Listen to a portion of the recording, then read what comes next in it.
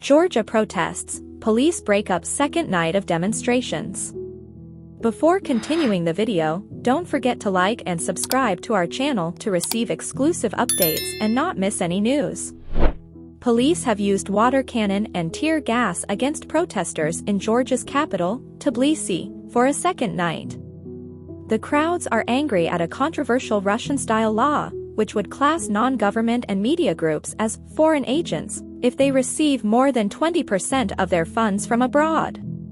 On Wednesday evening, police pushed back protesters who pulled down a metal barrier outside Parliament.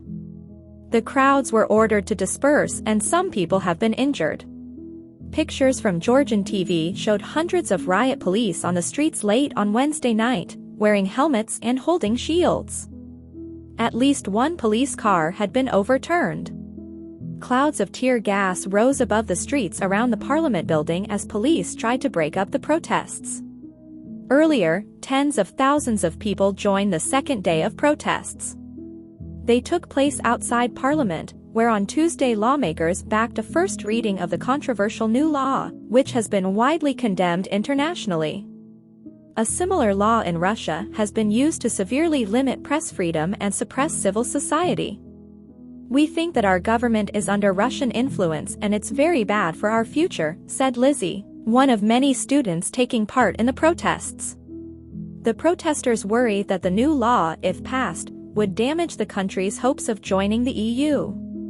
In a statement, the U.S. expressed solidarity with the protesters and called on Georgia's government to allow peaceful demonstrations. "We urge the government of Georgia to respect the freedom of peaceful assembly and peaceful protests," State Department spokesman Ned Price told reporters. "We are standing with the people of Georgia and the aspirations that they have."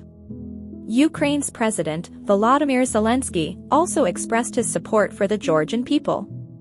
Authorities said 55 police were hurt during the first night of protests, when stones and petrol bombs were thrown at them. Some of the most arresting images of Tuesday night came when a water cannon was sprayed at protesters waving EU flags. Prime Minister Irakli Garibashvili denounced the stir over the draft law, which went through its first reading inside Parliament on Tuesday. Ruling party Georgian Dream maintains the legislation dates back to U.S. legislation in the 1930s. The same argument was used by Russia after it passed a similar law in 2012.